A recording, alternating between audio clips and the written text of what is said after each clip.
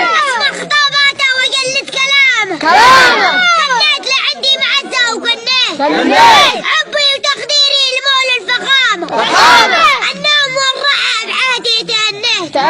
على سريري فوق ريش النعامة عشنا واطمئنا بالقلب والبيت ما كان فخري يفرق الابتسامة كنت هنا بالجيب 2000 حسيت اني ملك والحكم بيدي زمامة لكن ام القمح والغاز والزيت كان كل شيء موجود حتى الكرامة القمح من 20 يا كم تمنيت يا ليتها بكرة تقوم القيامة